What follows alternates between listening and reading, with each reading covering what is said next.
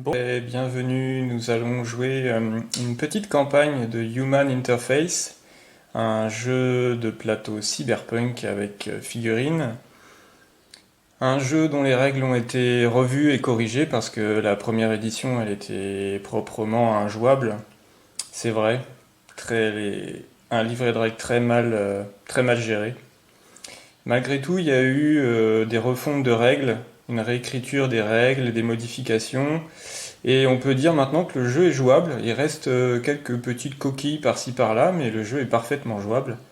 Et je vous propose de le découvrir en commençant une campagne, puisque il y a beaucoup de choix multiples à faire dans les campagnes de ce jeu. Et je vais vous proposer de faire vos choix et d'avancer dans la campagne suivant vos choix. Voilà ici le premier scénario, donc on va commencer tout à l'heure avec nos personnages ici. Lenka, l'héroïne de cette première campagne, la hackeuse. Ouais, le plateau prend pas mal de place, pas mal de salles, et ici toute la boîte de base avec les forces plutôt les plus faibles, l'équipe tactique un peu plus forte, les chapus beaucoup plus forts et les drones aussi qui sont assez redoutables. On a ici nos héros avec tout d'abord The Can, on voit bien pourquoi. Morgan, avec pas mal d'implants aussi. Bombshell et U-Bolt qui arriveront un petit peu plus tard dans la campagne. Ici on a notre réseau informatique pour aller hacker les terminaux. Et ici notre fiche de personnages. Ici c'est Lenka avec en rouge ici sa valeur de combat. Ici sa valeur de vitesse qui est plutôt utilisée en défense. Ça c'est son niveau mental, son niveau de combat. Ici on a ses points de vie qui correspondent à son niveau de combat. Et ici on a son niveau de cyberchoc. À chaque fois qu'on a des intrusions de programmes adverses, on va peut-être prendre des points de cyberchoc. Quand on arrive à 10, on devient complètement zinzin. On a le cerveau qui grille, et quand on cumule les équipements cybernétiques, on a aussi le niveau de cyberchoc qui augmente. Voilà, je ne vais pas rentrer dans tous les détails parce qu'il y a pas mal de petites règles. Vous allez voir, c'est plutôt fluide. Donc j'expliquerai les règles en jouant. Ça se joue avec des cartes, pas de dés. Donc on tire dans les paquets de cartes des valeurs qui viennent s'ajouter aux attaques, aux défenses, et qui donnent les valeurs de localisation, puisqu'il y a des localisations des coups avec des valeurs d'armure différentes. Et ça va de 1 à 10. On a aussi parfois des effets. Donc soit on applique le résultat du nombre, soit on peut éventuellement appliquer l'effet qui est en dessous. On a un autre paquet de cartes, c'est les cartes adrénaline. Chaque fois qu'on réussit pour prendre un objectif, qu'on abat un ennemi, qu'on pirate un terminal, on peut prendre une carte adrénaline qui nous donnera des bonus quand on les utilisera. Il y a d'autres paquets de cartes. Ici, c'est le paquet de cartes des programmes informatiques pour hacker les terminaux. On va les découvrir petit à petit aussi. Il y a plusieurs. Il y a des programmes de défense, certains qui donnent des ressources, des programmes d'attaque et des programmes pour essayer d'aller voir ce qui se cache comme programme de défense avant d'y aller. Ici, les programmes de défense. On a des programmes, des virus qui viennent s'installer sur notre réseau si jamais on les détruit pas, et puis des gros programmes de défense qu'il va falloir passer.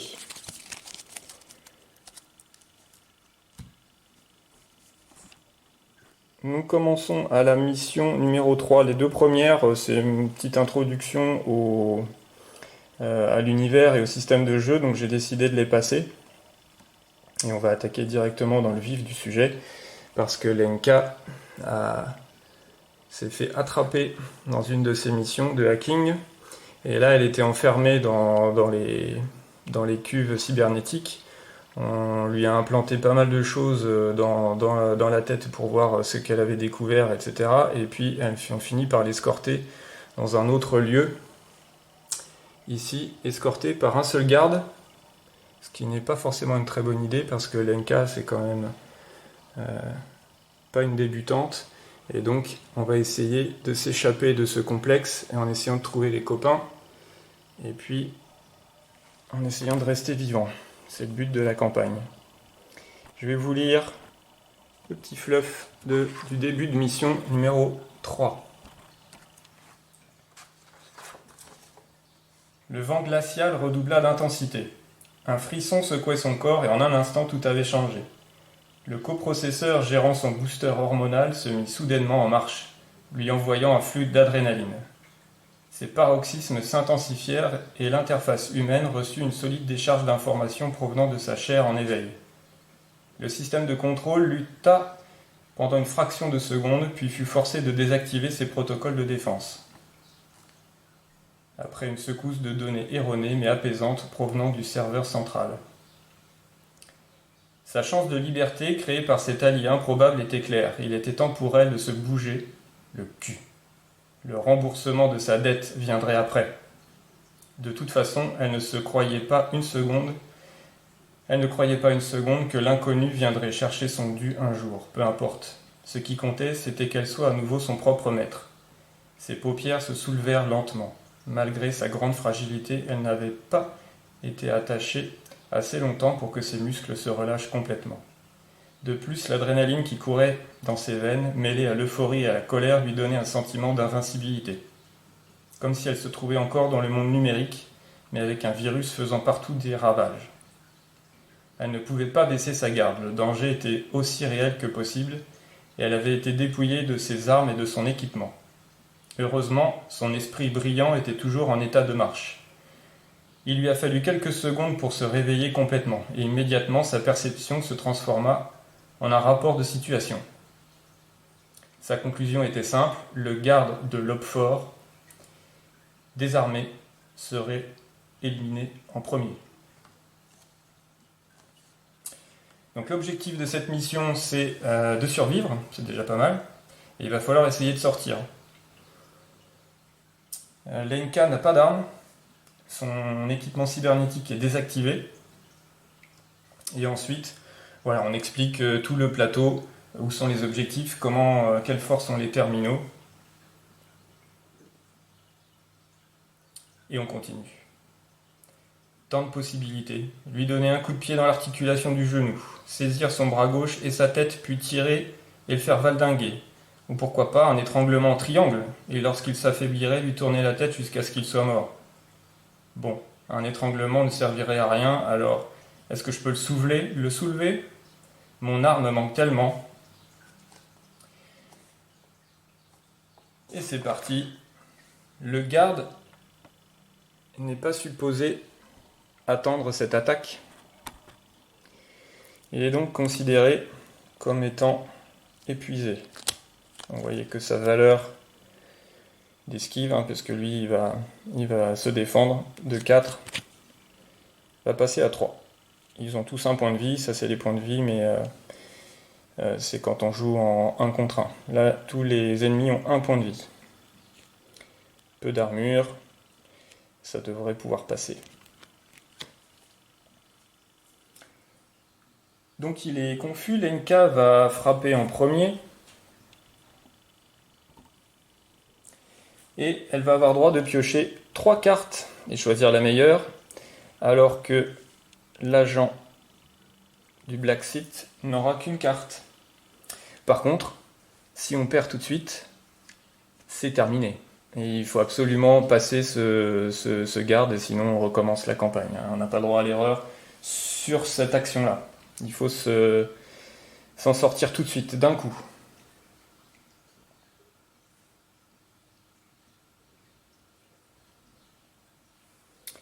C'est parti, on va piocher ces 3 cartes.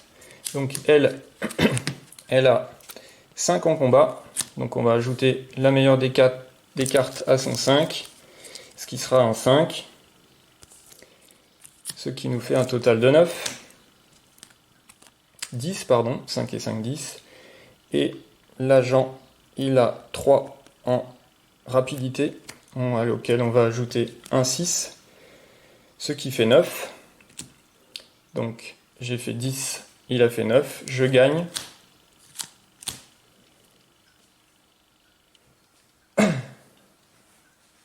Et on va localiser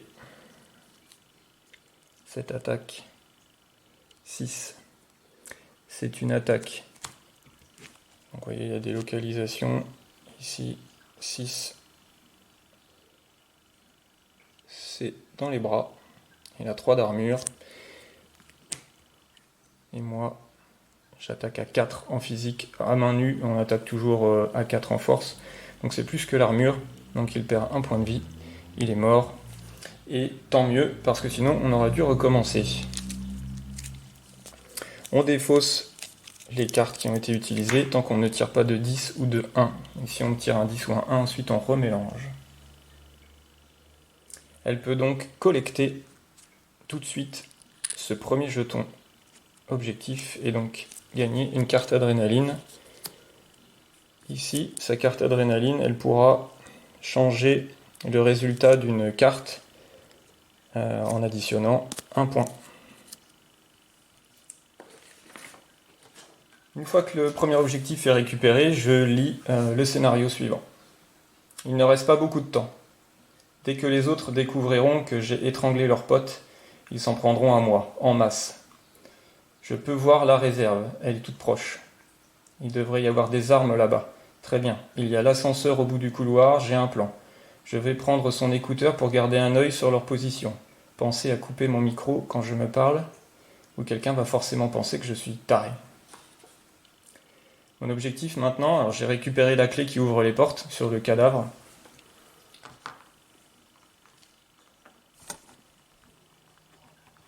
Donc j'ai récupéré la clé des portes vertes. Celle-ci, toutes celles-là. Donc je peux les ouvrir.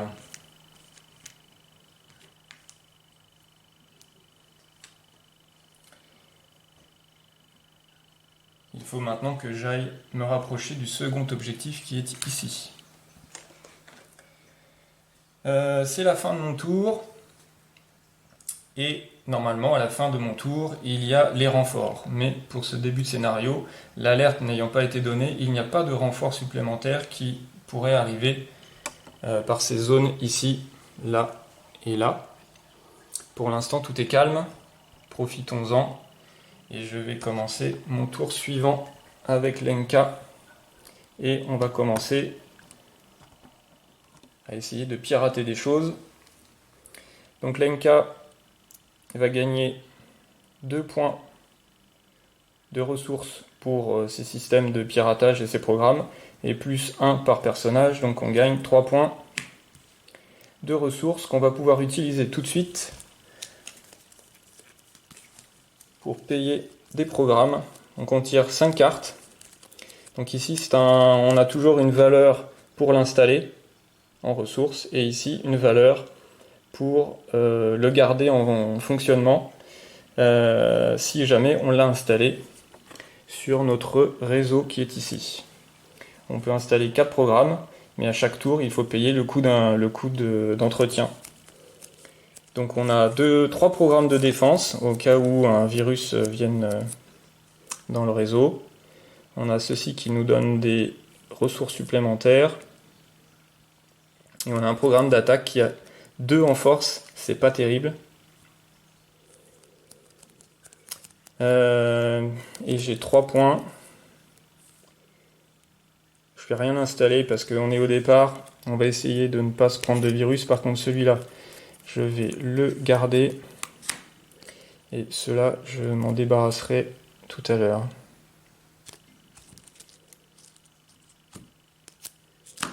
Et celui-là, je vais me le garder pour la scène suivante.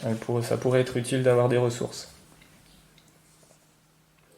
Sachant que pirater les terminaux, ça permet d'accéder aux portes. Donc pirater le terminal rouge permet d'ouvrir les portes rouges.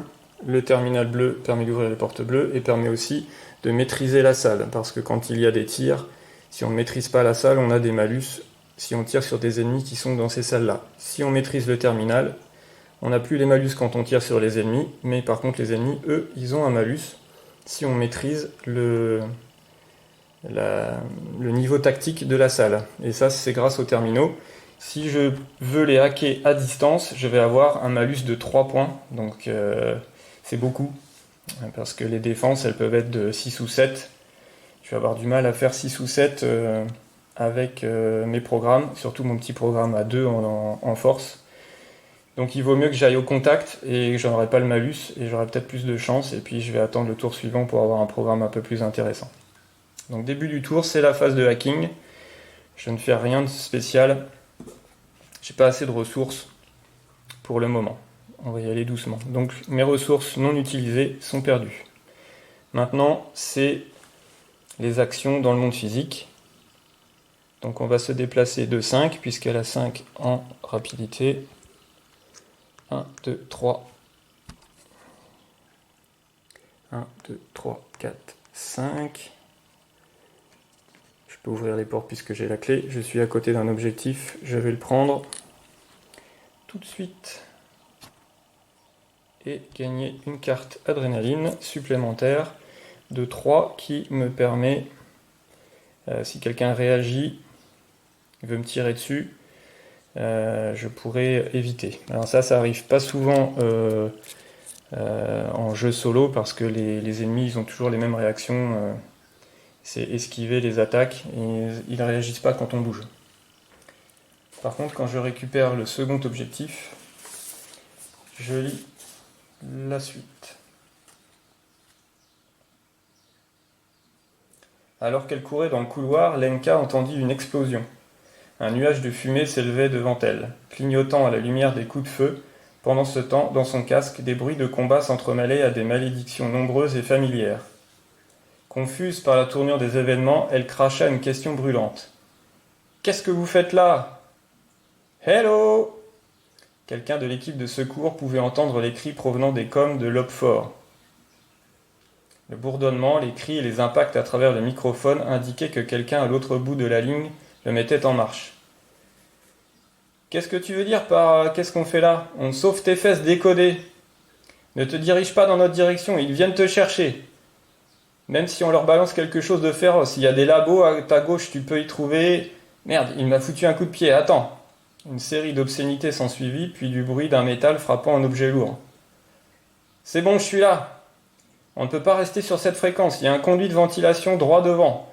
J'ai lancé notre COM7 à travers. Cherche-le, dépêche-toi. Terminé. » N'ayant pas le temps de se renseigner, Lenka repart en gardant un œil sur le COM7 de l'équipe de sauvetage. Donc maintenant, le but du jeu de Lenka, c'est de se diriger vers le prochain objectif, qui est... ici. Et on va placer les personnages restants de l'équipe dans l'ascenseur A. C'est-à-dire Bombshell, Morgan et U-Bolt.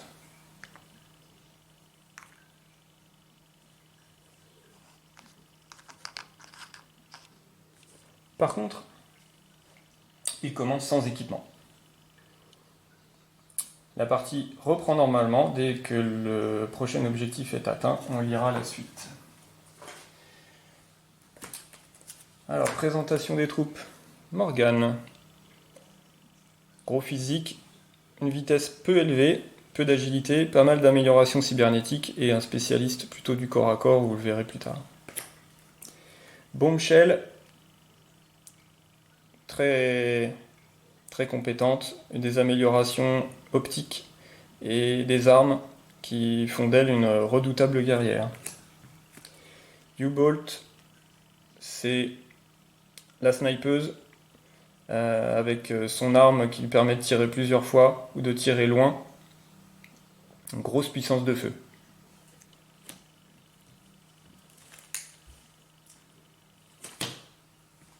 Nous en étions à la fin du tour. À la fin du tour, les portes se referment. Celle-ci, vu que je suis au contact, je vais décider de ne pas la refermer. Et on a Toujours pas de renfort, il va falloir se dépêcher avant qu'ils arrivent, parce que oui, ils vont arriver, sans aucun doute. Et nous allons recommencer une nouvelle phase de hacking. Cette fois-ci, par contre,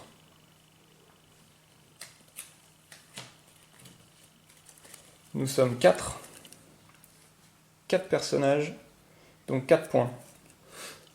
Plus Morgan qui rapporte un point supplémentaire, U-Bolt pas de point supplémentaire, et Bombshell et U-Bolt qui rapporte un point supplémentaire. Ce qui fait un total de 4 personnages, 2 plus 2 pour Lenka, 6 et plus 1 pour Morgan. Nous sommes à 8 points de ressources. Déjà plus intéressant que 3. Et là, on va peut-être avoir des choses intéressantes, j'espère. Alors ça, c'est un leurre quand on joue à 2, donc je vais l'enlever. 4 et celui qu'on avait ici, 5. On a un programme d'attaque qui est plus intéressant, il a 4 en force, je vais l'installer. Donc je vais payer son coût d'installation qui est de 3, je vais l'installer ici. Je paye 3.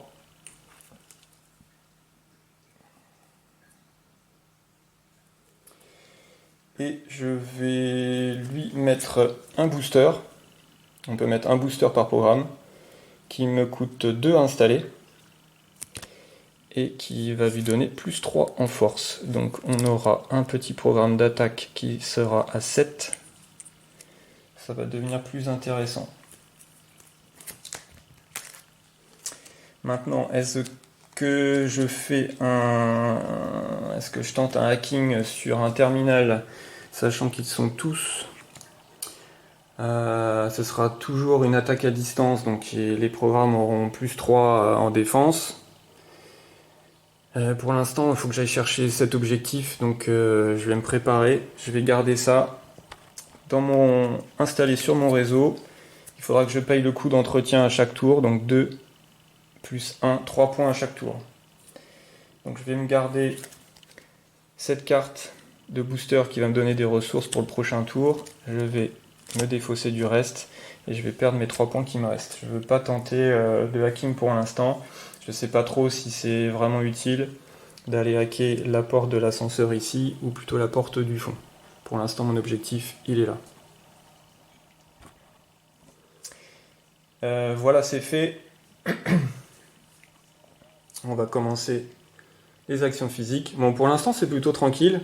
Il n'y a pas d'ennemis. Mais vous allez voir, quand ils vont arriver, ça va faire mal. Allez, c'est parti pour U-Bolt. Elle bouge de 5 cases. 1, 2, 3, 4, 5. C'est sa première action. Et sa deuxième, je vais rebouger. Mais du coup, je ne peux bouger que de 2 pour sa deuxième. Ça s'appelle une course. Morgan, il bouge de 4. 1, 2, 3, 4. Et 1, 2 pour sa course.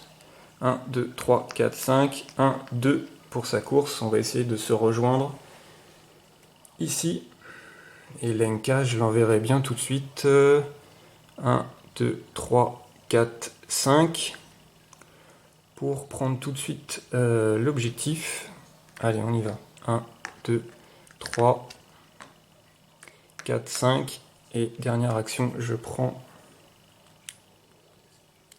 l'objectif. Et là, je gagne 4 points d'adrénaline. Alors attention, parce que l'adrénaline, quand on va dépasser 8, à 8 ça va, quand on va dépasser 8, il faudra faire un test de physique pour gérer cette adrénaline trop forte. Sinon, si on rate ce test de physique, on prendra une blessure. Et sinon, il faudrait les dépenser pour ne pas être trop stressé. Ce troisième objectif a été récupéré.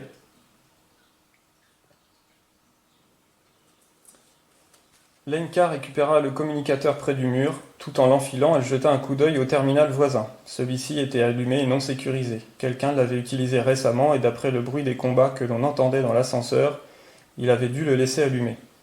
La tentation était trop forte. Avant d'entrer en contact avec l'équipe, elle parcourra les données et trouva quelque chose d'intrigant.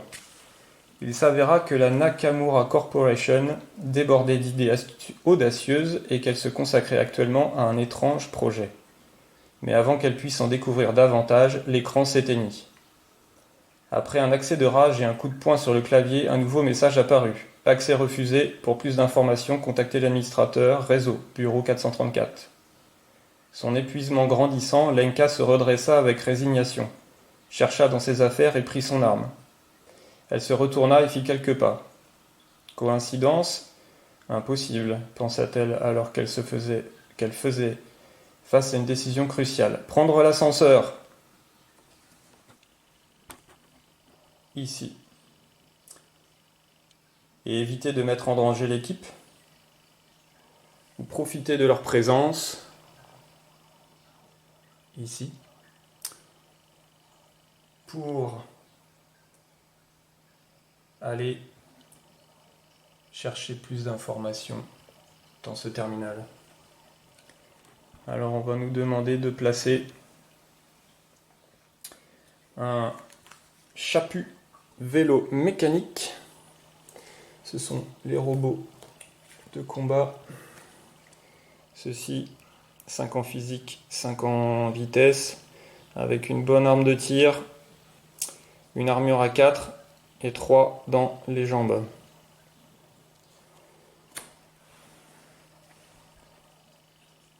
Avec les gyrophares allumés. Et ils arrivent sur les points d'entrée. Un ici, un là, et un ici. Voilà, ça y est, ils sont là.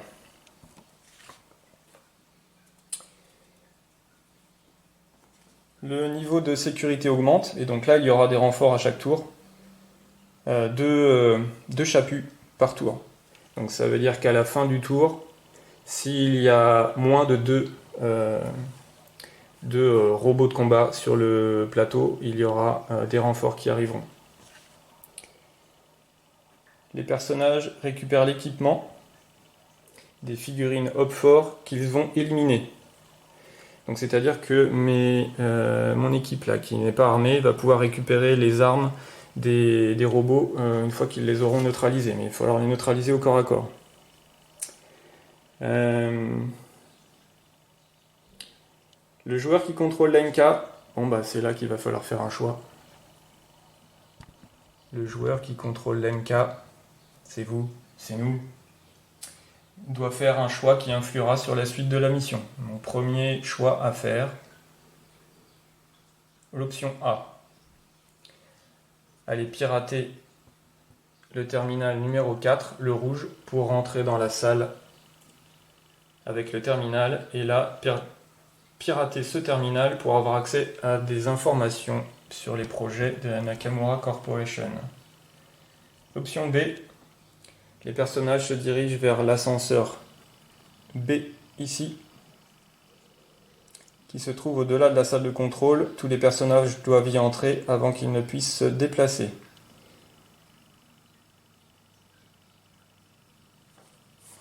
Je répète, donc je vous laisserai dans les commentaires me dire ce que vous voulez qu'on fasse pour la suite.